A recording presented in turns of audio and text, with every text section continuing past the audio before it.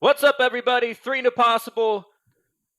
We we have a special guest here, Carl. We tried to do an episode with Carl a few weeks ago, right before the playoffs started.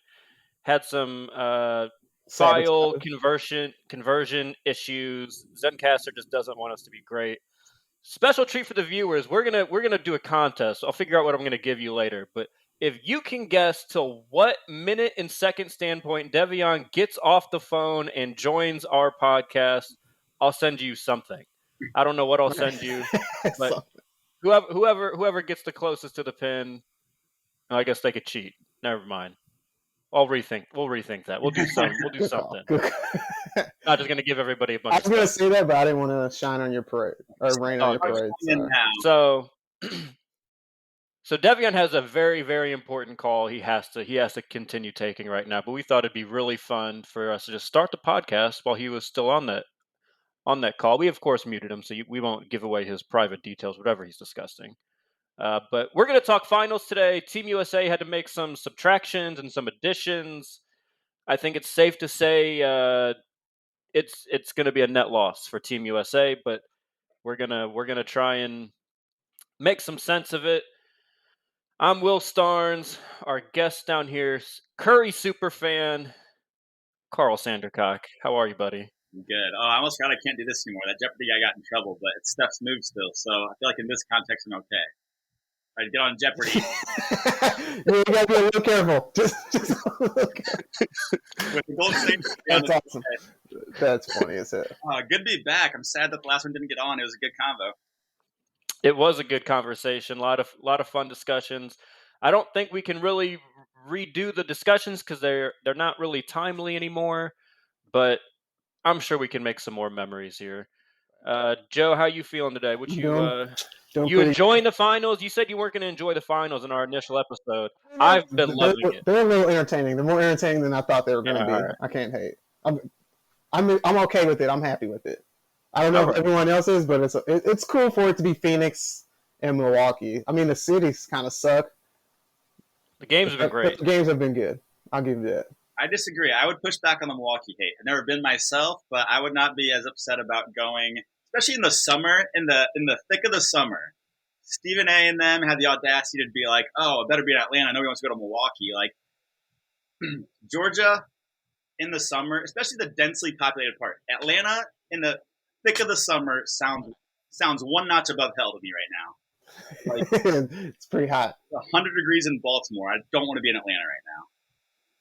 I mean, the only thing in Milwaukee is I don't even know what's in Milwaukee. I think it's the Harley-Davidson Museum. I think that's like about it. They make hella beer. Yeah, that's a good enough reason for me. I'm always down to go drink. So, all right.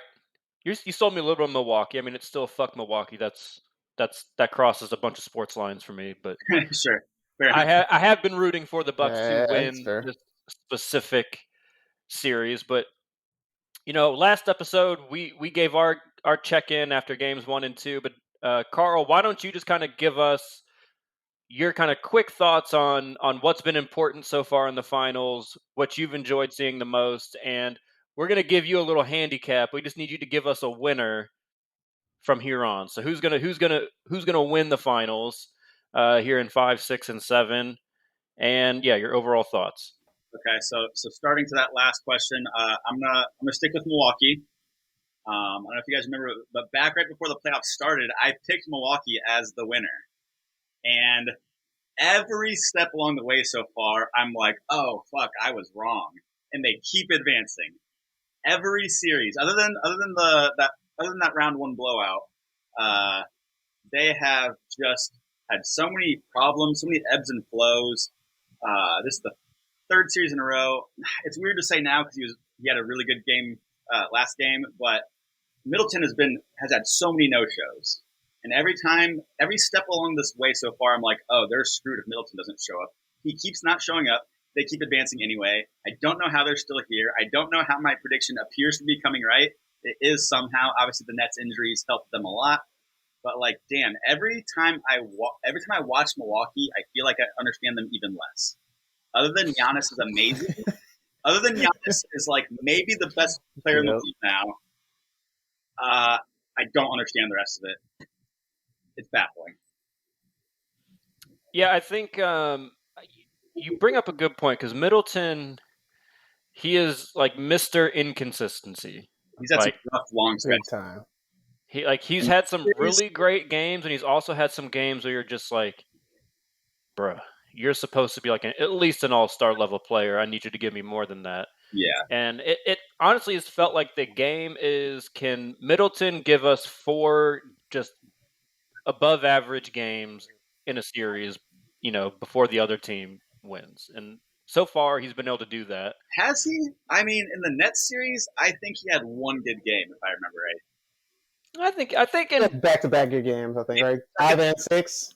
Maybe a it, second or maybe even a third that were like acceptable, but like only one good game I felt like, and several. I would say there was one where he was truly like the previous game where he dropped 40. Like he had one game like that. I think he had 2 other ones that were still pretty good games where he wasn't an issue for the Bucks. Yeah. And that's kind of because the thing is he's gonna take the next most amount of shots to Giannis. Sometimes he'll take more shots to Giannis. Right. So he has to be somewhat efficient. He can't just be, he can't have like a 35% shooting game. He can't have a 40% shooting game. Like it has to be 45 plus for them to really have a shot, especially when they're playing these better teams. I think we're being a little unfair to Chris Middleton too, though, because before these playoffs started, he's only had 5 games where he scored 30 or more points. So we're not talking about somebody out there who's going to go out there and rack up points for you every single night. He's that's 5 this playoffs. Dude. That's 5 this playoffs. His playoffs, I know, but in that's pretty good. His playoffs, he's only had 5 in his career. That's what I'm saying. He matched his career best in this playoffs. Gotcha. So I just don't think he's that dude. He's not going to be dropping 30 all the time. So when you get it, it's going to help, and it's going to help you win a finals if you can get him to do it. But I don't expect it from him anymore. I just don't. So I guess that's a valid point for sure. I guess my pushback on that pushback would be the thing that's horrified me the most this playoffs is his efficiency. Like you're right.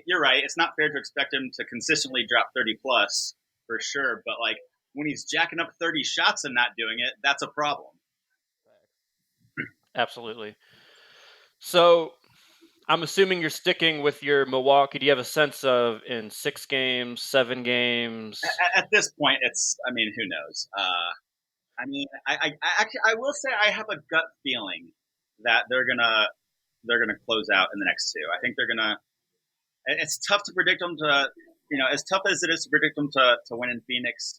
They have to win out of these 2 times. I have a feeling it's going to be this time, close out at home. But who knows? I feel good about the momentum right now, even though they still even in both of their wins, there were some like glaring imperfections. I still just feel like, they've got the momentum. I think they're going to carry it through. Joe, what do you think? I'm sticking with the Suns in 6. I think the Suns, when they get back home, I think they're going to win. I am a little worried about Chris Paul. Mm-hmm. But I don't think he's going to have. We'll get into Chris Paul a little later. I don't think he's going to have 7 turnovers for the next 3 games. I just don't see that happening. But I just think it's the Phoenix is just going to play better at home. Everyone's going to play better. Devin Booker is going to be hot from beginning to end. Those ancillary pieces, the people off the bench are going to be playing better. Mikal Bridges is going to play better. Cam Johnson better get some more playing time. He'll play better. And I think they'll beat the Bucks, and I think they'll take that momentum in Game 6, and the Bucks are going to get a little shaky and end up blowing that Game 6. Okay. I mean, Cam Johnson played 29 minutes last game. I mean, he did. He's good. He's getting the minutes. He has to do something with them. Interestingly enough, last game in Game 4. Well, what about what do you think, Will? I'm sticking with my Bucks in 7. Bucks. I think the Suns win tonight, which I guess I should have started the show. That we are recording today, July 17th, before Game 5 happens. Currently 2-2, but I think the Suns will probably bounce back and win tonight, win a close game. I think similar to what Joe said. I think those others will start playing a little better. The Cam Johnson, the campaign is really the one that I think has showed the greatest kind of fluctuation for the Suns home I was and going to wait till away. the Chris Paul thing to mention that, but yeah. So I think he'll play better in Phoenix. I think the difference will be, I think in a Game 7, I don't know that home court means as much in Game 7. I've thought about this for a little bit now, and especially for the finals, because it's so do or die. I don't think there's any getting comfortable. Like home can help you get comfortable in games, 1, 2, 5. I think that's fine. But I think the fact that the Suns have really two players that are in that upper tier all-star and above kind of status. The Bucks have three. I think that's going to be what really will help them win in a Game 7. So I'm going to stick with that. They're going to hold serve games 1 through 6, and then the Bucks will take it in Phoenix in 7. But let's go game by game now. Game 3. It was a close game throughout. Third quarter, most of the third quarter was still close, and at the very end of the third quarter, the Bucks just started pulling away, Mm-hmm. and it was wild because it was very. It turned so quickly. Like it really felt like the Suns were about to just kind of come back and then pull away from the Bucks. You had the big Cam Johnson poster on Oh, PJ yeah. Tucker. I forgot about that. Like everything was kind of going their way. I was like, uh-oh. My prediction was in trouble, and then just like that, the Bucks just pulled away towards the end. So Joe? I'll start with you. What did you think was the kind of what helped the Bucks separate there the last part of the third quarter and then in the fourth? Devin Booker. Devin Booker has to score more than 10 points, and you can't get benched in the fourth quarter. If everyone's out there saying you're the next heir apparent to Kobe Bryant, like you can't. You gotta do better than what you did. The Suns could have won that game if Devin Booker shows up. If Devin Booker scores 20 points, then that's a 5-7 point game. They have a chance. But he only scored 10 points, and you had to put him on the bench. So then you take Devin Booker off and you put him on the bench. That's just one less threat. Oh, now I can relax a little bit on the defense. Now I can slide more to Chris Paul, and now that pick and roll is not as effective. I think that's what happened. They need Devin Booker to show out. If he does what he does again, then they have no chance. Yeah, fair point. Carl? Yeah, I was really on the Devin Booker point. I was really surprised to hear, and I didn't fact check it, so I apologize if I'm spreading lies. But I apparently, from what I heard, there wasn't and I wish I could remember where I saw this. There hasn't been a series yet these playoffs where Devin Booker shot better than 34%. That's correct. I was like, whoa, because there have been so many times these playoffs where like he's been christened as like among the stars now. Obviously, he's very good. Don't get me wrong, but like, there's that top tier of 10 guys or so who are absolute game changers, and he's for sure not there yet. Where you want to put him? Like, is he in that next 5, next 10? Debatable for sure. Still debatable. He's made a strong case for himself these playoffs, but like not as strong as it felt like a lot of the talking heads were saying for a while. Yeah, I think the media has tried to. I feel like has wanted to run with Devin Booker for a few years now. Mm-hmm. Just at first the team sucked, so it was hard to kind of get behind it. Now the team's good, so it's like yes.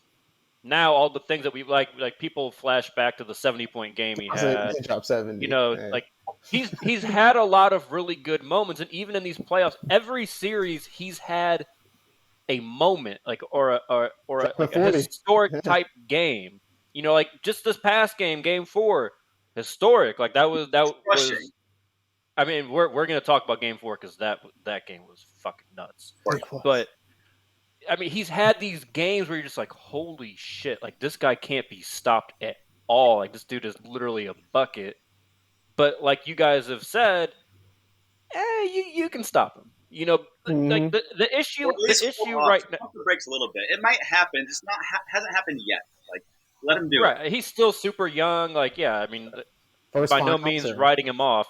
First playoff experience. Yeah. Right.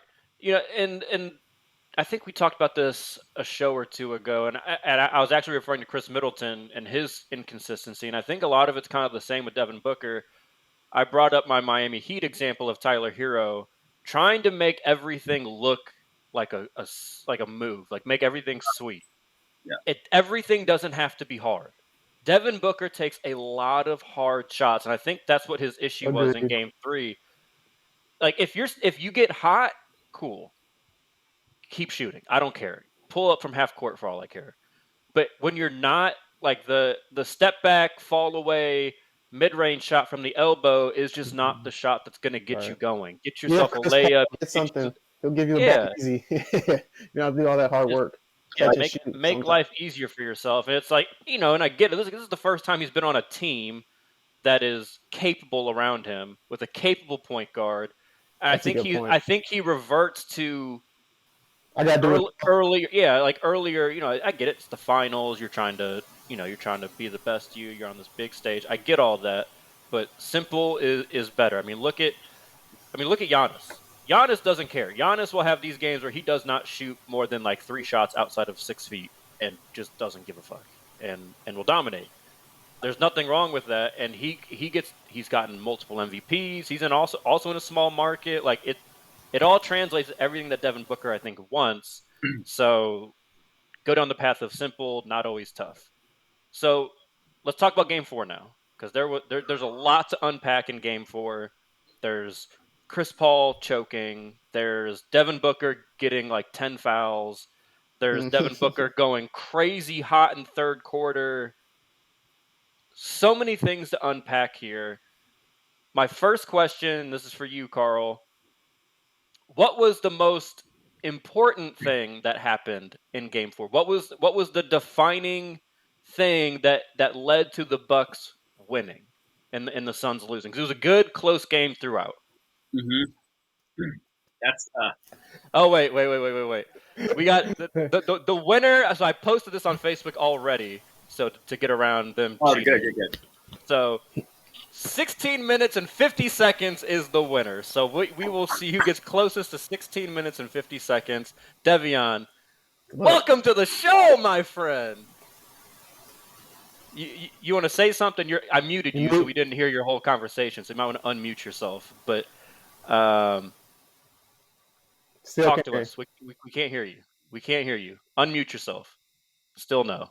Oh Lord, what did I do? It still shows that you're muted. Click the microphone button down below. I got you. All right, there we go. He's back! Yes, sir. Oh, I don't care if y'all heard my conversation. Y'all can hear me. I just don't as we are recording, I figured that was probably best to leave out of the podcast. Yeah. We absolutely started recording. All right, Devion. Oh, Gucci. So to catch you up, we've talked about Game 3. Carl says Bucks in. I already forgot what you said. Did you say Bucks in 6? 6, yeah.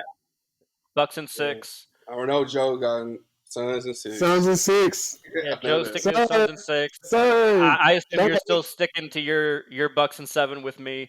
So Carl is now giving us. We already talked about Game 3. Not as much to talk about now. We're unpacking Game 4 now. Carl is about to tell us what was the most important factor to the Bucks winning and Suns losing. Carl, go ahead. The floor is yours. Another, like you said, a lot to unpack. Another very weird game between teams who have both. If there's any consistency, it's been how weird and inconsistent they are. So if I have to boil it down to one, it's your show.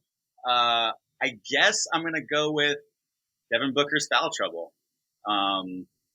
You know, like we talked about a minute ago, he was lighting it up. He was on a nasty roll in the second half, and then got into foul trouble, and it felt like that was probably the biggest thing that got the Bucks back in the game. There were some good plays the Bucks made. The Bucks did some things really well. I don't want to take it away from them, but Devin Booker foul trouble. He played different after that on both ends. But you know, especially on the sometimes. But yeah, he didn't always play like he had 5 fouls on defense, but we'll talk about that in a second.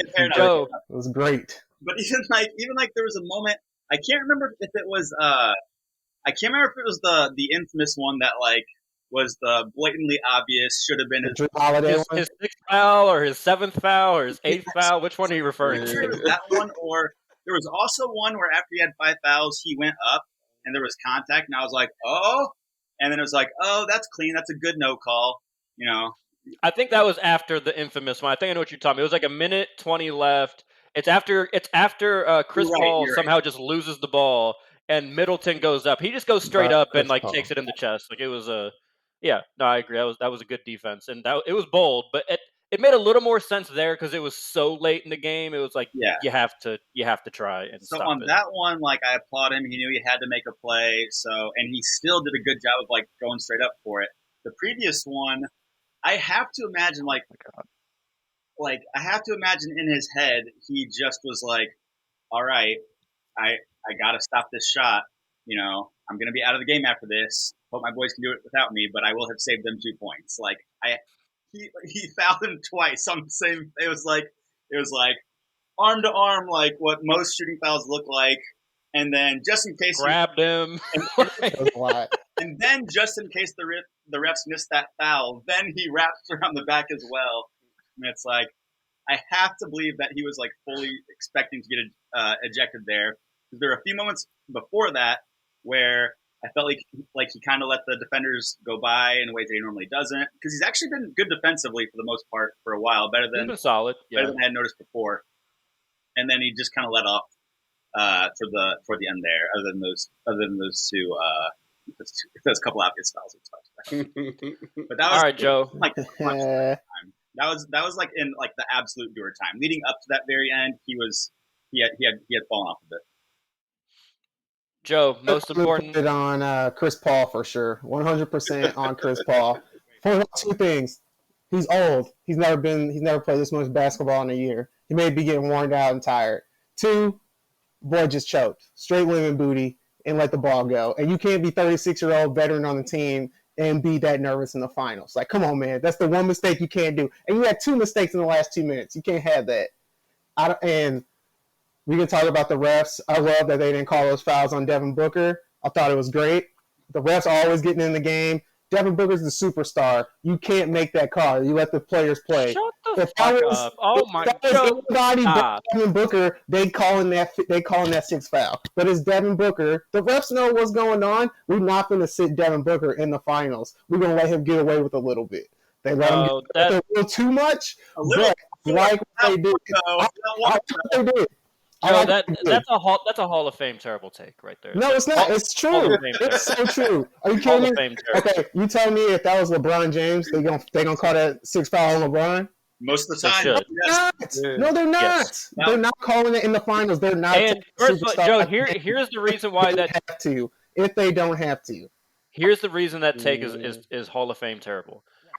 At 10 minutes and 50 seconds, why the fuck are they calling a little shoulder box out on Devin? It was a terrible call.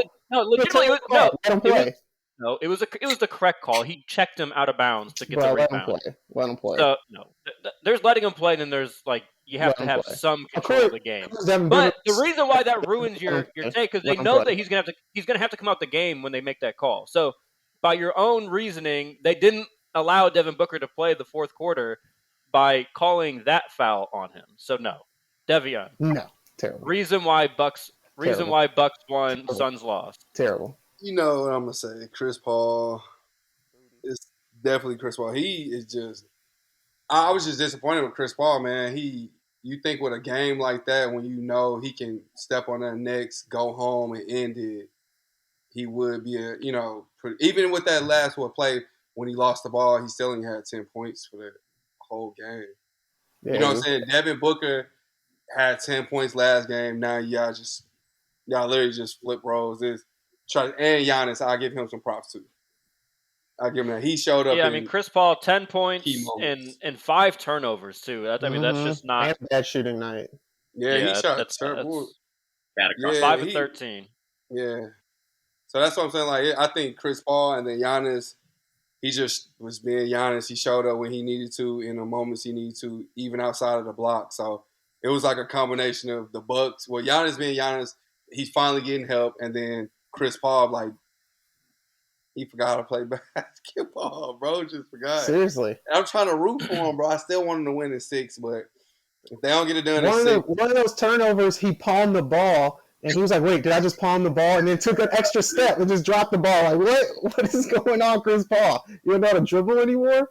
Yeah, He's so wily. just let him make that call. You feel like in your mind, you imagine there's probably like so many times where he makes a mistake like that, and like he realizes it, knows that there's a chance he'll get away with it, and doesn't fucking keep moving. But not this time. Not just not forgot his it. first NBA Finals. Yeah, just Man. keep going. Like, play it off, bro. Exactly. Just play it off. They wouldn't have called it. They probably wouldn't have called it unless it looked crazy egregious. I try not to point things like that out. He did get away with it. Like, he literally did it. Like, and he just lost the ball. They ain't say nothing. He just looked stupid doing it. Yeah, it's just I try not to point stuff like that out to help CP3, bro. I'm trying my best not to do that. Me too. Me too. Pissing me off right now. So he got one more game.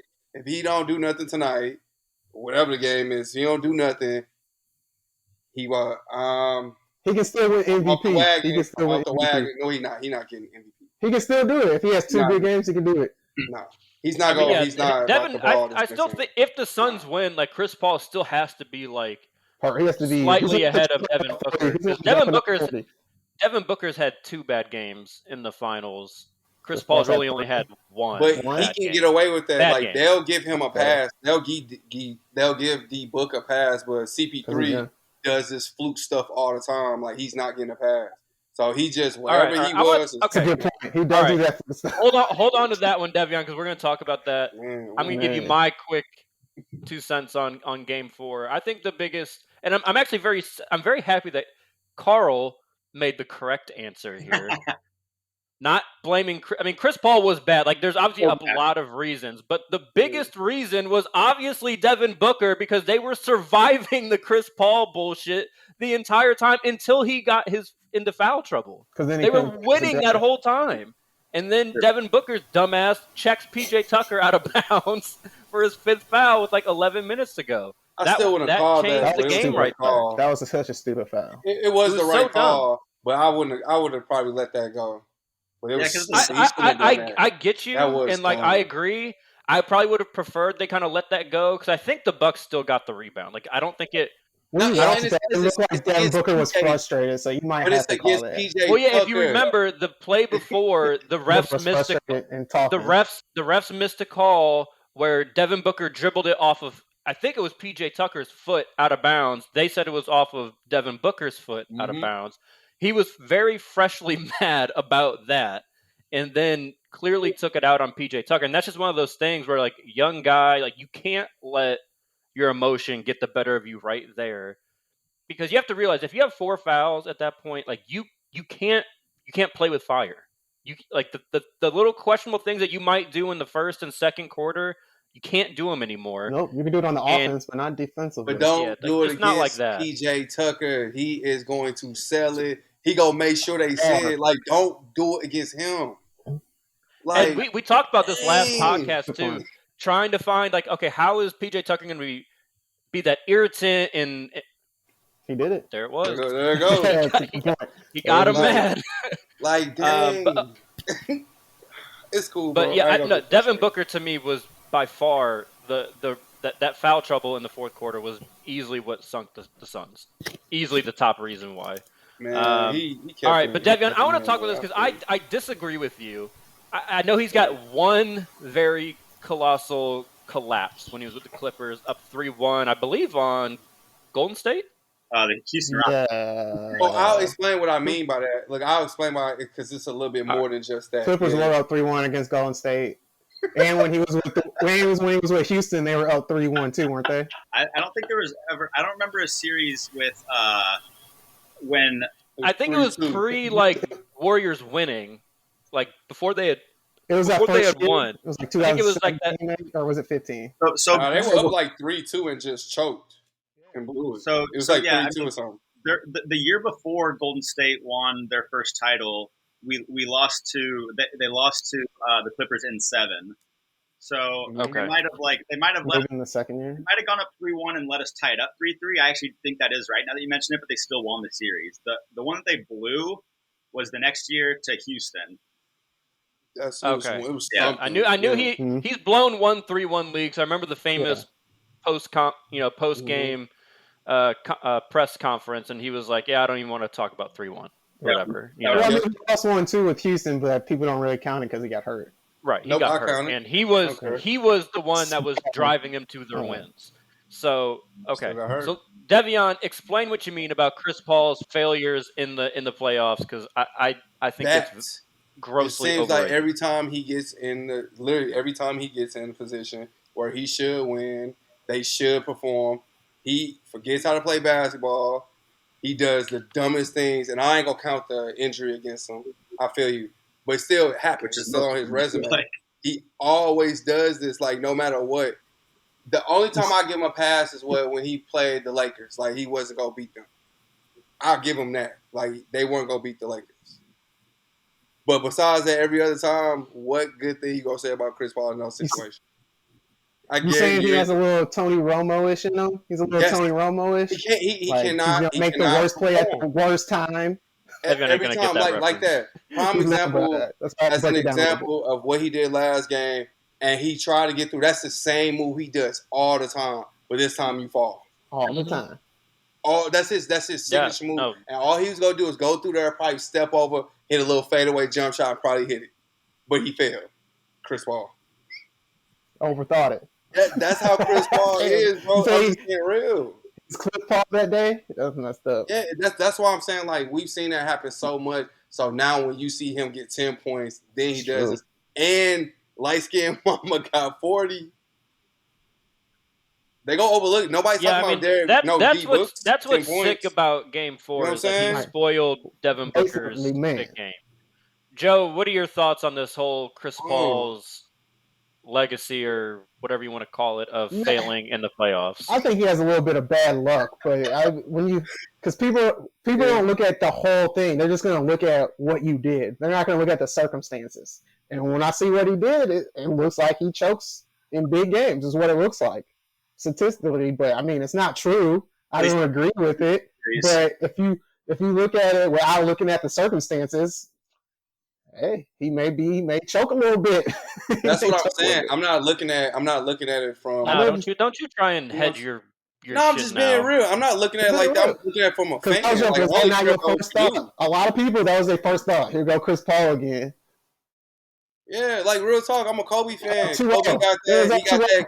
Yeah, Kobe got that case on him. They go 3-1. They go 3-1. He's getting a championship. He's getting his ring. But instead, he tripped and fell. Like, yeah, it's unfortunate for him, but it still happened. I don't care. I'm a fan looking at him. He'll lose. Yeah, and it seems like even right now, a lot of people are jumping straight to, oh, something's not right with Chris Paul. He's got to be playing hurt. And maybe he is. Torn ligaments in his wrist. They might be right. But as I said on the pod that unfortunately never was, he always does. He will at some point in these playoffs get injured. It sadly happens every time. He's happened like 3 times already. He's what, at least 36 now? 36, yep. And it's the farthest he's ever gone. Like, no shit, he's got hurt. It usually happens around 1 or 2. You know? I mean, yeah, he's literally had like a new injury every series. He got the shoulder thing against the Lakers in round 1 where he could hardly even like dribble. COVID after round 2 was over at that and he got ligaments in his wrist. He's got torn ligaments in his shooting wrist. I'm not giving him a pass for any of the injuries because he's been able to ball as currently constructed in this series. Right. Like we saw him go 30 plus in game 1. And we thought Giannis tore his ACL, and he's looking out pretty good out there. Yeah. Okay, here's my thing with Chris Paul, though. I just feel like Chris Paul's like disappointment is purely pretty much the injuries. Like, besides the 3-1 lead he blew with the Clippers, that's the only time that I think I can really say Chris Paul choked. Like, where he didn't play well, where he played and didn't play well in the games when they lost the series. How good are you to me if you're not available, though? He's not a winner. Well, okay, if you want to make a commentary about, like, do you want Chris Paul on your team for the playoffs? You think, okay, he might get hurt. Like, yeah, will get hurt. I've said that about like when Chris Paul to the Heat rumors have come up. I'm like, I don't want to touch that. Right. I don't want that. But you wanted Victor Oladipo. I'm just saying. I didn't want Victor Oladipo. You was happy about it. So Will, I was fine with it, but I think that's a fair point. That's his only like egregious non-injury fuck up. but like that's also kind of a small sample size because he usually gets injured. So Right. Yeah, he's not getting there. Hey, hold on. and he was injured. Hold on. I feel what you're saying. So, Will. hold Good. on. Here's the thing that it's not like these all happen in all happen in round one, That's right? true. Like No, he's been in the you're right. West his whole career. right. So it's not like he's had a break in round one. Like he's won a lot of playoff series True. because he's very good and because he's been clutch. Like every team True. that Chris Paul goes on, when you measure clutch time, like they're always top of the league. So that's why I just don't think And it's then a fair one or thing to two, put. then his battery doesn't recharge. Then what? He's useless. Well, That's what I'm saying. he gets He hurt. cannot produce. Yeah, He's good for when he does play. But that's a lot different than saying he's a choke artist, though. Like he is. saying He someone's can't get it injury done. prone He's and a a choke loser. artist, that's He's a two choker. completely different things. He's a choker. He can't get You're it a done. loser. How about that? You talking that's about fine. Kyle Lowry or something? Come on, man. Hey, Yeah, I guess feel what? like Kyle Lowry, Kyle Lowry, in the end, if we talking about strictly basketball as a player, got a better career so far because he got something Chris Paul don't got. I don't care what nobody say. So I'm not trying to hear that because at the end of the day, right now, Chris Paul will give all that just to get a ring, and you can see it in his eyes. So I ain't trying to hear that stuff. Kyle Lowry, we got on Kyle Lowry all the time. And I can't stand this dude. I know you do not just fucking say Kyle Lowry has a better career one than time Chris he got Paul. a chance to go all the way. Oh my God! This boy had DeMar DeRozan on his team. I don't care. Like that's some fucking this scrub. boy They got couldn't win a on his game. team. They were getting swept out the fucking care. playoffs. I Baby don't dinosaurs. care. Fuck no. Kyle And Lowry guess doesn't what? have The a better one fucking time career than Chris Kyle Paul. Lowry got a chance to win it all. Oh my God! He actually showed up. This dude was a completely different player. Chris Paul does the same thing. Even if he plays good, he's still going to lose. All right, he's a I loser. can't believe I'm gonna have this conversation. If he don't win this year, he's a bum. Oh my God! First of all, Chris Paul has never been. Chris Paul has never been the second or third best player on his team. All right, let's start right there. Chris Paul has never been the second or third best player on his team and then won a chip. All right, the only time he was the second best player on his team, you can argue he was second best to Hart. Who are you talking about? Chris Paul. He is always the best player on his team. Kyle Lowry, when they won the championship, was probably their third best player. I'm not hearing the third best fucking player on that team had a better career than Chris Paul. The only reason they fucking won is because Kevin Durant, Klay Thompson got hurt. Every scorer that isn't I don't care. It doesn't matter if he got hurt. He still has a ring. Nobody's going to care about the circumstances. They're going to see he won. Okay, fine. So Pat McCaw. Paul's a fan. Like, I get that. So Pat McCaw is a better player than Chris Paul. He had a better career than Chris Paul. All right, bro. JaVale McGee's a better player than Kawhi Leonard. All right, look. Or equal level as Kawhi Leonard. These are real, like, that's a different stretch. Yeah. Whatever the dude that went to CBC is, that was on the Warriors. I just want to make sure I heard you right because he won a couple of titles and then Kyle Lowry never won one until he got McCaw on his team. I forgot he was on that Raptors team. Definitely did. He won back to back. Yep. It's a good thing. Lowry, final straight. All I'm saying is this: NBA legend, 3-time champ, Pat McCaw. Man, I'm not giving Chris Paul no passes, no excuses, because he is that caliber of player. And if somebody else was in his position, they would Kyle Lowry is not that caliber. We should probably move on. I'm saying, I don't like Kyle. I'm not going to be able to let that go. I can't stand Kyle Lowry, but Kyle Lowry still did something Chris Paul couldn't do. So it is what it is. I don't like Kyle Lowry. Finally, got him on my side. I still don't think he's a Hall of Famer. I'm just being I'm still throw that out there. I still don't think he's no Hall of Famer. So Chris Paul's not a Hall of Famer then? You just say he's better career than Chris Paul. That would make him a Hall of Famer. I would take his career. If I can win as a player, I care about winning a ring. That's the most valuable thing to me as a player is winning a ring. That's why we talk about players who don't win rings. We talk about them so badly. Like Charles Barkley, the greatest player who never won a ring. He wins one ring, guess what happens? Boom. It's the most important thing as a player. I don't care about the rest of that stuff. Like, that's why, we love Westbrook. That's the only argument they got against us. He don't got a ring. Larry, we know this stuff. Oh, so apparently Kyle Lowry's better than Russell Westbrook, too. Chris Paul's a loser. Chris Paul's a loser. I don't care nobody. He's a loser. If he does not win this year, I can't believe found what I'm really every way most to upset lose. about right now is that How about Devion is this? the one that got this reaction. How about this? All right, guys, How about this? Chris we need to Paul's take not a quick ad choker. break right now. How about that? To get No, started, we need to go Chris ahead Paul's and not a discuss choker. we need to go ahead and discuss all the products and services that pay for our time here at the Kyle Lowry Resume Podcast. Well, God, Chris Paul's not a choker. How about that? He just finds every way to lose. I'm okay with that. I'm with you, Devion. I'm right there with you. I'll do that. And if he don't win this year, I'm not hearing nothing. And I like Chris Paul, but he's just his career pretty much is going to be a bunch of bad stories. Will couldn't do anything but drink. Somebody low key call the phone so we can get back on track. I don't even know what we need to talk about anymore. That was great. I'm so disappointed. Like D Book gonna get some smoke too if they lose this series too. I'm definitely gonna get smoke about the series. I mean, I'm just not gonna say that right now, but I'm giving him smoke too. I'm giving him some real smoke. Suns should probably just trade him for Kyle Lowry. That was another thing I mentioned earlier, Devion, was that a lot of people were way too quick to go ahead and crown Devion as among the league's greats this playoffs, and he's crown Devin Booker, not Devion. Same I like that. I won't go. Either way, it works out.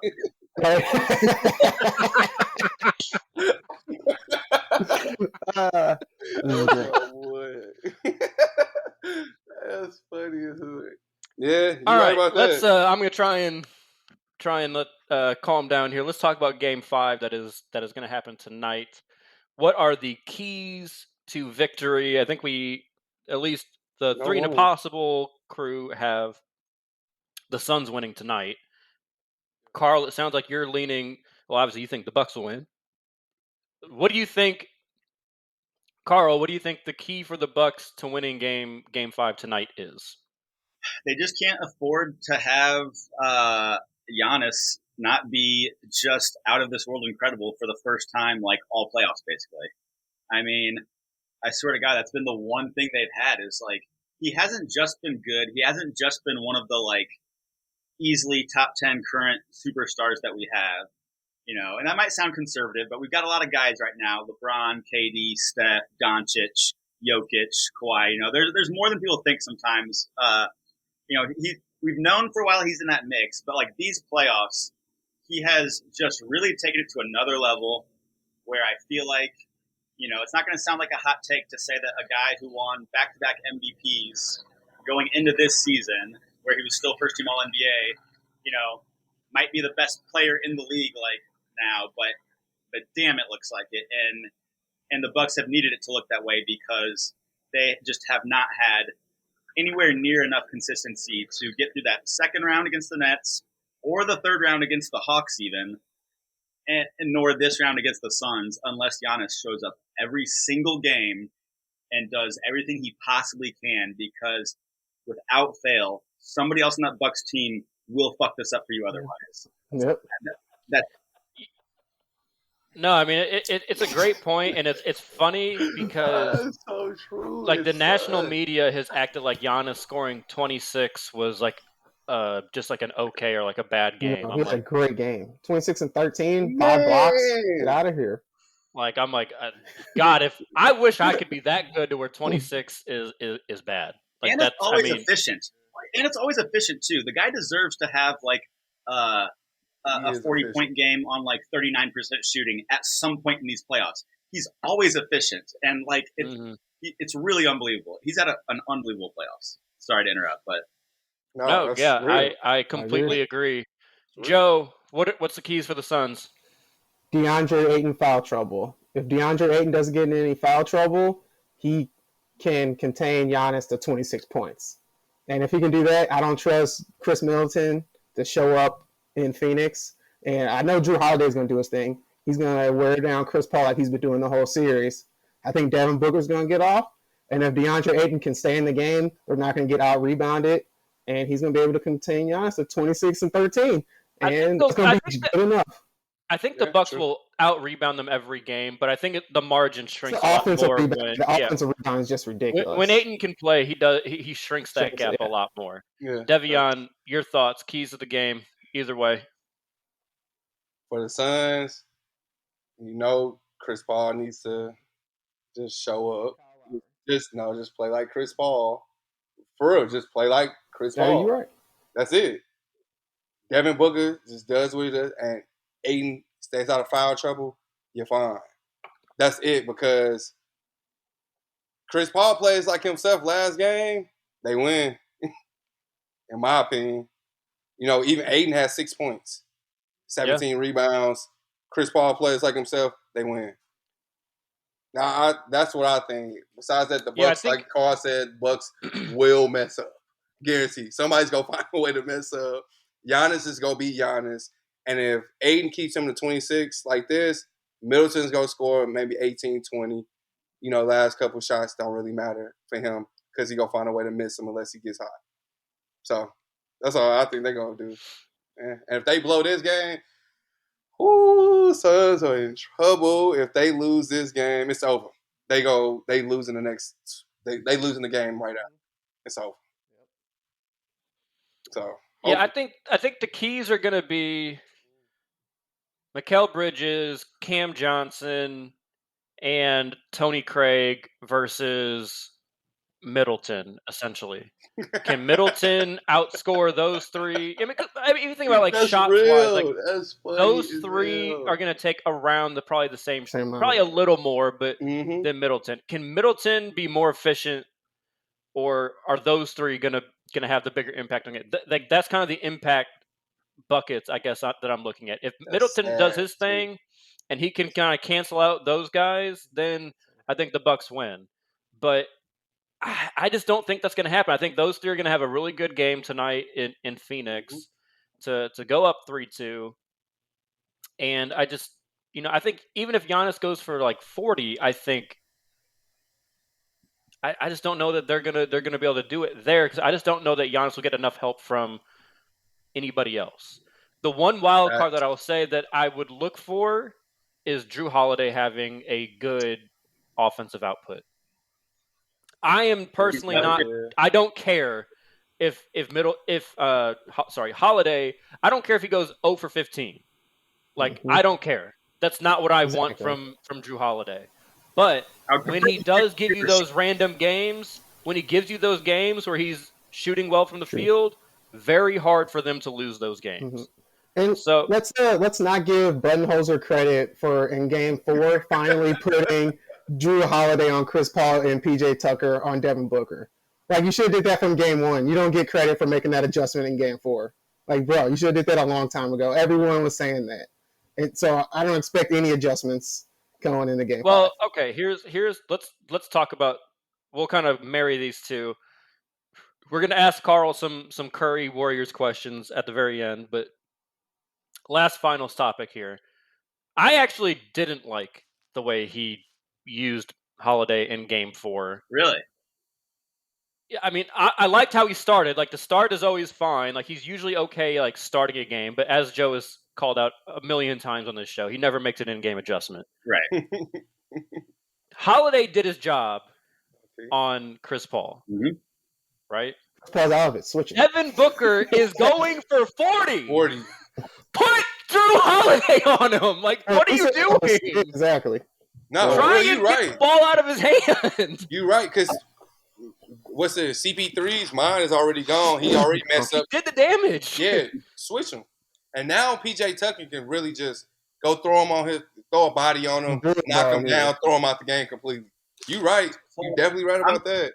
I'm not afraid to make myself look like an idiot here. I could have sworn, maybe it was Game 3, but I could have sworn in Game 3 or 4, I thought that he was on Chris Paul and then did switch to Devin Booker later in the game. I thought that did happen. I thought Bud finally did make a freaking adjustment, and that was the one.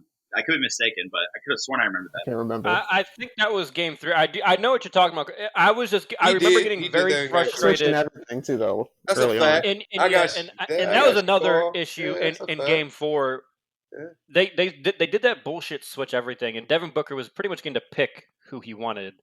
on him. But unless I'm just wrong, I'm pretty sure in Game 4 he left Drew Holiday on Chris Paul when Chris Paul and Devin Booker were in at the same time, was leaving him on Chris Paul the entire game. I do remember that happening, though, Carl. So I'm glad you brought that. I think that was Game 3, but I might have that mixed up. I think it was. Because I don't remember watching Devin Booker make anything on Drew Holiday, but that could have just been a factor of the switching. Well, Game 3, Devin Booker didn't play in the fourth quarter. Well, like he didn't make nothing. Throwing bricks. Yeah. Put him on the bench. Like, ridiculous. Brick man. One thing I will say that Game 4 made me wonder about was, people are wondering if like Chris Paul's legitimately injured and just trying to play through it, and if that is the case, good for him, trying to like tough it out and win. But played really bad. We don't need to rehash that. Awful across the board. Obviously, you're not going to not play Chris Paul, but if he is actually that hurt, that team is so deep and so well-rounded that, like, if he's really hurt, like, he doesn't necessarily have to play that many minutes. Mm-hmm. Like, they have the depth. And one thing I'm wondering is, like, if he keeps playing that many minutes and isn't playing like the Chris Paul, the Hall of Fame level Chris Paul, like, he's not fucking injured. I don't want to hear it. If he is, though, like, I'm wondering if we're going to see some more, like, Cameron Payne this game, these next couple of games. I don't want to hear Chris Paul being injured. I don't want to hear that. Everybody's injured at this point. He's had too many good games. He's had too many good games. Something crazy like his wrist was separated the whole finals or something. Yeah. And if it was, sit him on the bench, let D-Book cook everybody else. If you can score 37, whatever it was in Game 1, if you can score 37, you're fine. Yeah, right? facts. Like, if you were healthy enough to do that in Game 1, unless you find out something crazy happened somewhere in Game 2 or 3 or something, okay, fine. But I'm not hearing that. For sure, something crazy. Yeah. Carl, you said something earlier.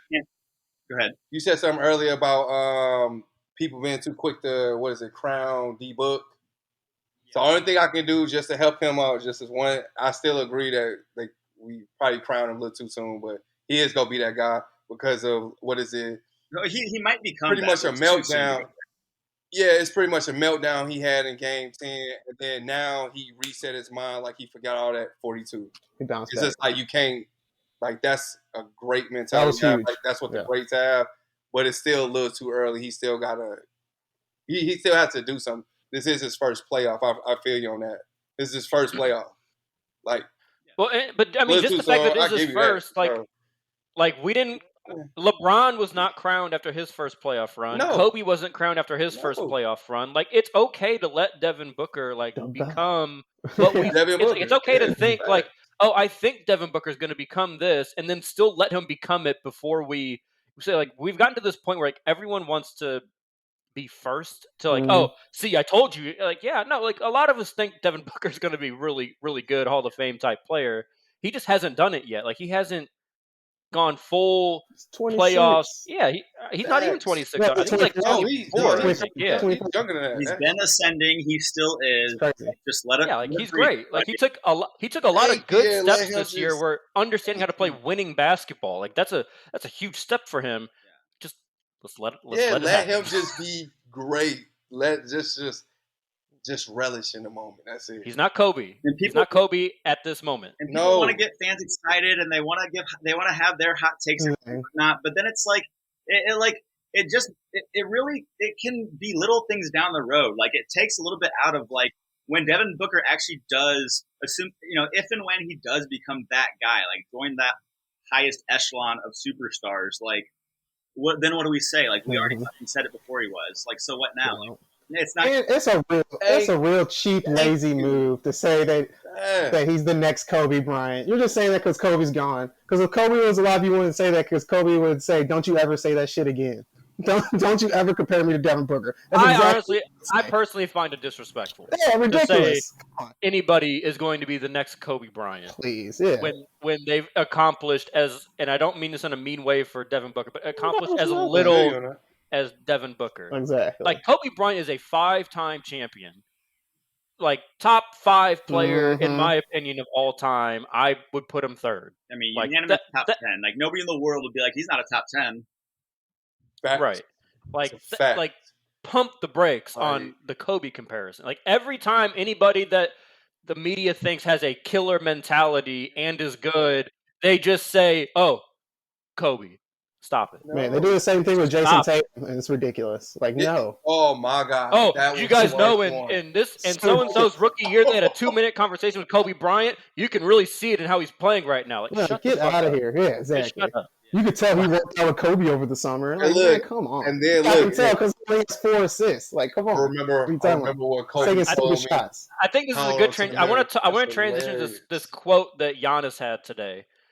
I thought it was a amazing quote. I love everything about it. I think it's something to be applied to like I think whatever what you're gonna say. profession I love it. you are. Yeah. And he basically had said, someone asked him about like his mentality, like why he keeps like dismissing like what he did in like previous games. He goes, when you talk about your past, I'm paraphrasing, when you talk about your past, that's your ego. When you talk about what you're going to do in the future, that's your pride. When you stay present and just focus on the present, that's being humble, that's being humility. I thought that was a great glimpse into Man. Giannis's mind, and I think it was If anyone else said that besides Giannis, I would call bullshit. But Giannis is such a great guy. Like, I believe him. I don't want to, but I believe him. I do too. I absolutely believe him. That, for sure. I believe him. Yeah, if somebody else said that, man, if Chris Paul said that, I'm like, you a damn lie. Who are you talking about? Like, Giannis is such a nice guy. What the hell? It don't even work. Like Giannis is very authentic, and like I don't want to really talk too much about the really dumb thing that Stephen A. Smith said this week about Ohtani, the baseball player. We don't need to. But like this is also kind of an example of why a lot of foreign players want to have like an interpreter, because like it's very hard for like it takes Giannis a long time to say this, and like you just have to like kind of think like does he feel like pressure to like not have the interpreter to like say, oh, I can speak English, I want to be the face of the like those other stupid people that put those types of pressures on our athletes. Like very profound thing to communicate for a guy whose first language is not English. Like I thought that was it was all around very impressive. You know how he got over that knee injury so fast? That kind of explains. He said that too. He's like, I don't think about the knee injury because if I think about it, I'm going to think it's way worse. I'm going to remember. I believe it too. That is crazy. And then did you listen to him in the post-game conference where he was talking about how he made that block? He gave it so much detail. He gave like a step-by-step thought process of what he did. And he was like, I jumped at the rim. I didn't jump at him because then I would have missed the block. Then he said, I didn't go for the ball. I just went for the rim. Because if he would have tipped it, it would have been a goaltend. I was like, this dude is great. He literally broke it down. Anybody else would have been like, yeah, I just blocked it. Nobody else would have gave that much care and detail to a reporter. IQ type stuff. Yeah, I mean, people have all these different criticisms for Giannis that it's kind of hard. I've tried to like kind of dismiss on this show. The only thing you can say bad about Giannis is he just hasn't won a ring yet. That is it. And he's young. His shoulder every time he takes a jump shot.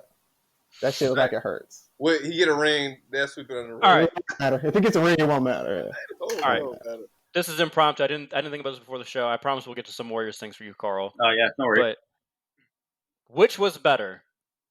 Giannis's block, LeBron's block? I'm sorry to bring up bad memories, Carl. But so I guess I kind of brought out the Warriors. Transition for the Warriors, yeah. So Giannis block, LeBron block. Obviously, LeBron's had Game 7 impact, but I think just to put into context, Giannis's block, we don't know how the rest of the game would have transpired, but if they go down 3-1, like LeBron's the only one to come back from it. So like it's very impactful that they won that game.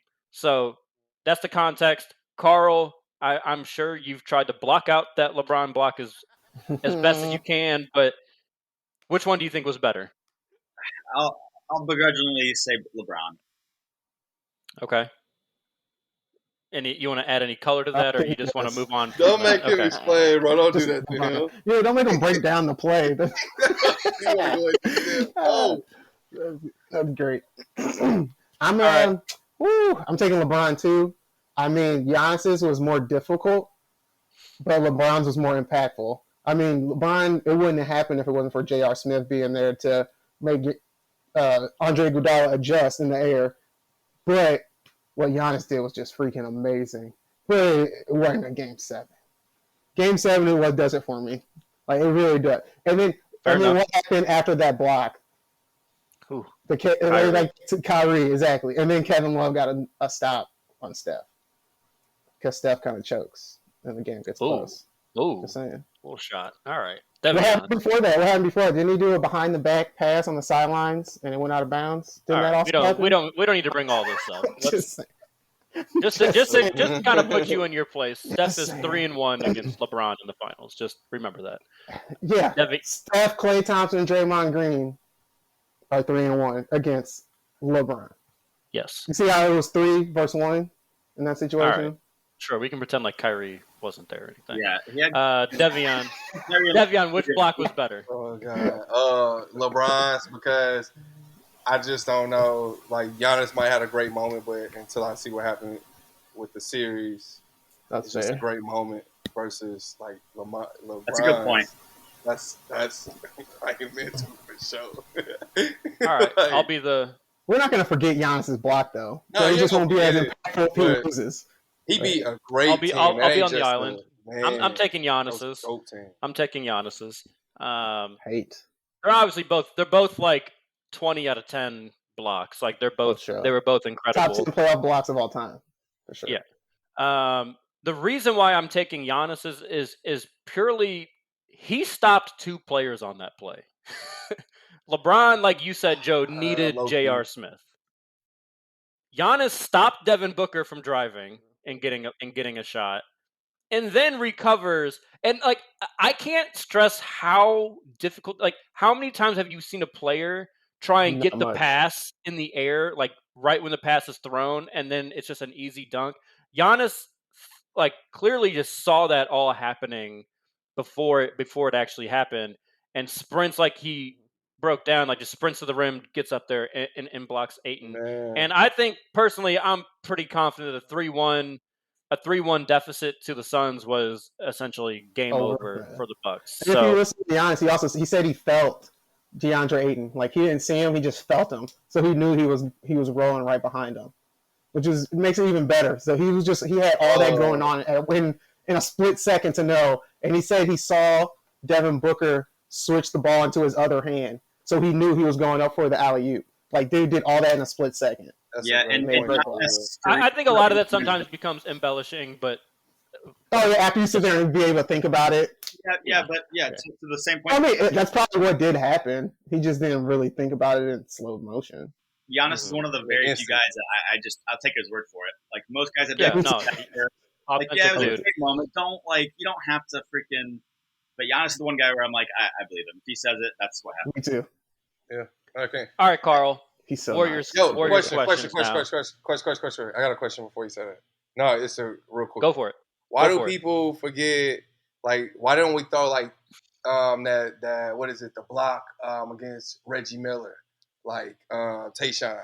Why do people sweep that on the run? Why don't we throw that in the conversation? Because it's not finals. That's why. All right. It's still, look what it like. Man, hey, I mean, I get it. Like, believe me, like, there's something out there now. That was crazy. I mean, believe me, because like, if we want to go all playoffs, like just last year, Bam's block on Tatum. Tatum cocked that thing back, and Bam said, "Nah, bud."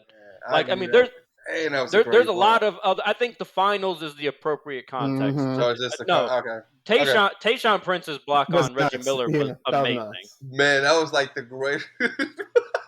Man, I love that team. That team was the greatest block. I'm going to have to get rolling here, fellas. What do you got for me? All right. Warriors question. Here's the big bombshell that may or may not actually be true, but some say Dame has requested a trade. One of the teams that he mentioned was the Golden State Warriors. Hometown. What do you think? They're not in Oakland anymore. What do you facts. What do you think of a potential trade for Dame Lillard to pair with Curry and Clay? Are you like, obviously yes, 10 out of 10, do it, send whoever that's not Steph and Clay, or like what are your kind of thoughts on that whole situation there. Obviously, it would depend on what we'd have to pay for him. I don't mean in salary, obviously, but what our side of the trade is. But just more broadly speaking, I wouldn't call it a 10. Obviously, there's going to be a fit issue when you've got 3 guards and 2 of them are little for guards. But, I mean, Dame Lillard is, to me, in that, like, top echelon of, like, 9, 10, 11 stars in the league right now where they're just absolute game changers. And if you get Dame Lillard, you get Dame Lillard. Would I be a little bit nervous about the fit? I don't Of course. get it. Do I like the pieces we have right now? Absolutely. But, man, I mean, See, every team in the league should hope they can get Dame Lillard. true. Yeah. What I don't understand with the Golden State Warriors is you won your championships off of defense and team basketball. That's why you guys were so good, because you guys were deep and had team basketball and defense. You guys haven't been the same since you sacrificed team basketball to get KD. So why would you? I just think they should build their team together instead of go out for another superstar. That's my opinion. They play team ball with them, but yeah, you're right about. Yeah, they played perfect team basketball. But they sacrificed their depth. You'll get team ball. I think it was more of an age thing, Joe. I think like just Iggy, Livingston, like all those guys just got old. Like I don't think it was like they I don't think they like they had some salary cap restrictions. They couldn't like replace them necessarily. Look at their bench ever since KD left. They go out there, one person gets hurt, and you're watching a whole bunch of nobodies out there. Since they cleared it, it's been a tough rebuild. They have not been deep. But I mean, all right, but guys, Klay Thompson has literally not played since. I agree with that, but I'm just saying, I just don't know if they should go with that superstar. I mean, superstar always going to help. They're going to score 140 points a game. They won 72 games without 3 superstars. The last time you saw healthy Warriors, last time you saw the Warriors with Klay and not KD was when we swept Portland in the conference finals in 2019. Like, just get Klay back. It's a pretty damn good team. Like, automatic contender. So, that's why I say it depends what the other side is, because I really like the pieces we have right now, if I'm being honest, and I think that having Klay back, like, it's going to be huge. Klay being out makes our depth a way bigger problem than it already is. You know what I mean? Once we get Klay back, it's like, all right, now, like, our 6'7", like, it looks all right now, because they're not forcing the lineup, which is I think what about Draymond? Draymond's getting a little old out there, getting a little slow. But he's still Draymond. He's just gonna be a little different. But to your point, but what he does, the way his aging, his basketball's not gonna age as well as those jump shooters. But to your own point, he's still one of the best defenders in the league. He is, and like incredibly smart at like playing this team's basketball. Yeah. So, like, in terms of defense and team basketball, the 2 things that you named, like, Draymond is, I mean, incredible still. Just don't shoot the ball anymore, Draymond. For now, like you said, it could. Just don't shoot. It could, yeah. Just don't shoot. Yeah. Here's also the thing, like, with Klay being out, it's kind of just, I mean, I think most people already knew it, but it also just kind of confirms they need that guard to go with Steph that can defend on the other end. When Steph has to keep guarding all these elite, guards that are in the league, because there's a lot of really good guards now. Like we know what Steph is. Steph is a good off-ball defender. He can get in passing lanes and get steals that way. Exactly. But if he has to individually guard somebody, he's going to get cooked. When Klay's on the court with him, it's not a problem, because Klay can get him and Draymond can get the wing or the big. What do you do if you have Damian Lillard and Steph out there, though? That's what I'm going towards. It's like that kind of throws that off again a little bit. You have to get rid of some of your pieces too. You're gonna have to get rid of some of that bench as well. You're not just gonna be able to trade your picks. But if we also have Klay in this hypothetical, Klay can still guard that guy. And then on the right, but they still have two. They still have 2 guys now that they can go, because like when KD joined, KD's a good defender. Like you can't just go at KD. Before KD, Harrison Barnes was a good defender. Like, you can't just go at Harrison Barnes. They could kind of pick between Steph and Dame. Well, I think at the end of the day, though, like, the offset of offense that Dame would bring is going to be fine. They would have to win a different way than they've won. But I think what would they do against the Lakers? They would be small. They're going to score 140 points. They would have to just shoot the lights out. They're going to be small.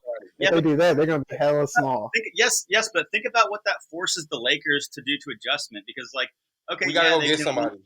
They can leave bigger guys in and just dominate when the Lakers have the ball, but then when Golden State has the ball and you have arguably the best 3-point shooters in the league around the arc, who the fuck, what are they going to do about it? And they're going to tire them out. They're going to tire our big a lot faster than what they'll get tired, too. So we're going to do that. And we already Anthony Davis has already proven to me that don't say it, man. Don't say it. He's so in love with trying, and I had this like epiphany. I didn't have like the player that I wanted to I wanted AD to be, but now it's been so in my face. I don't know how I didn't say it. He wants to be Kevin Durant. He needs to be Giannis. It's as simple as that.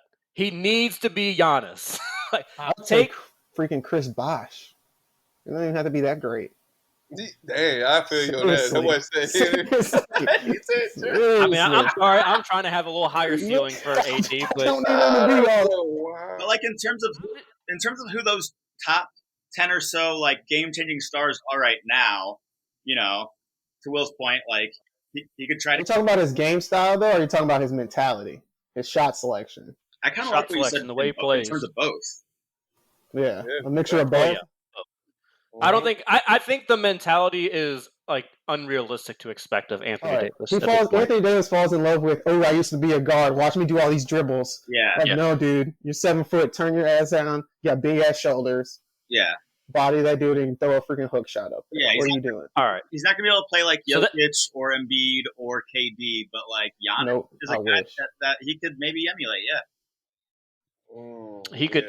Anthony Davis could be the best player in the game if he played like Giannis. Yep. But he won't. So, all right. Last thing before we go. Yeah. Team USA, real quick. I said we would talk about it, so we got to talk about it. Bradley Beal gets COVID, and this hurts us St. Louis folk, especially Joe and I, who hurt deep. went to school with Brad for a little bit. Not going to be able to go because he got COVID, and I know he really wanted to. Kevin Love, for other reasons, injury reasons, is not coming. They replaced him with JaVale McGee and Keldon Johnson, Pop's own guy, whatever. Of course. Quick reactions to it. I'll start with you, Carl. Carl, just your quick reactions to the replacements, and also be out there. Jeremy Grant might miss as well. He's in protocols right now. If he keeps testing negative, he can join. If he tests positive, he's out. So, Carl, your reaction. Yeah, so I mean, hypothetically, if Jeremy Grant can't go, that might actually give us a chance to right some wrongs and get somebody like Trae Young in here. I mean, that's the obvious one. Trae Young. John Morant. Yeah. Oh, that would be great. Oh, John Morant in the Olympics. Oh my God. Love to see it. I'd rather see Trae out there. I've been riding with Trae all season. I don't know if you guys remember, but I was posting. When you guys were making your All NBA pick, I had Trae Young in mind. Not a lot of people did. I feel like he showed out in the playoffs. I feel good about that one. Mm-hmm. But anyway, even if it's not Trae Young, something like John Morant would be incredible. I wish the best for Jeremy Grant. I don't want to say I'm rooting for him to be out. It suck for him. I don't want anybody's Olympic dreams to get ruined. But anyway, from what has happened so far, for sure, the Kevin Love thing, whatever. JaVale McGee for Kevin Love, basically a net even. Shout out to former Warrior. Hey. Shout out to former Warrior. Oh no! Damn. It's the Bradley Beal thing that really hurts. Let's just be real. That's what sucks.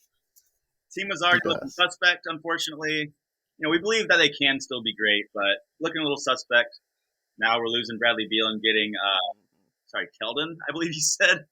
Like, come on. Keldon Johnson. Yes. No, I know. I'm just saying, like, I can't remember the last time. I can't remember the last time I really thought about him. That's tough. Thought about him in FanDuel throughout this year, but that was the length of my thoughts. He done came through a million times in FanDuel. I promise you. Stat sheet stuffer. All right, Devion, what'd you think? Devion, your thoughts on the replacements? That was my thoughts. You got nothing to say? No, but for real, I'm hurt that Brad Beal can't be in. Keldon, not too bad because Pop, you know what I'm saying? I can swallow that one because Pop is around, but it's still stupid JaVale McGee, whatever. Whatever. I know he need, like we were talking about in private, like he's ass size or whatever, but like suck my nuts. Like JaVale McGee, this is checking the fool's own. Hey, you can't say that. You can't say that no more. You know that, right? His mom won't come after you. He can throw the lawyers at you. I'm just playing. You don't remember that? You don't remember that? Shaq had to stop talking about him. Bum. Like at this point, I don't know if they're just putting it in there, if they're trying to say like the best team that they think can win, but not the best collection of superstars that can be teamed up together to win. That's what it seemed like at this point. Because I don't know what that. Man, I think a lot of people are overreacting a little bit. This team has only been together 2 weeks, and if you watch the exhibition games, they got a problem. They don't have a facilitator, and they're small. That's why they got JaVale McGee. They got out-rebounded like crazy, and they have no facilitator. Damian Lillard and Bradley Beal were nice pieces to have, but they're not really going to go out there and get other people open. The Olympics is a team. It's more about team basketball, and that's what you got to do. And I like that they got Keldon Johnson. Because you have all these superstars, they not really gonna care that much about diving for that rebound. Like they out there thinking like, "Hey man, I'm the best in the world. I don't have to try that hard." So it's nice to have a dude out there who feels like, "Oh man, I'm around all these top star players. Let me get mine in," and he's gonna sit there and grind for him. He like you said, he's a stat stuffer. He's gonna sit there and grind for him. It's not gonna be easy now because these teams have caught up to us. But they still gonna get the goal. Like, come on, man. But you don't want to see JaVale McGee play. I don't care. All that stuff you right. You need him though. You don't want to watch him play. All right. Here's my thing. I personally don't care that much about. I don't think it's a bad addition. JaVale McGee does at this stage of his career. He does a lot of things actually pretty well. Here's my issue. Jared Allen is American.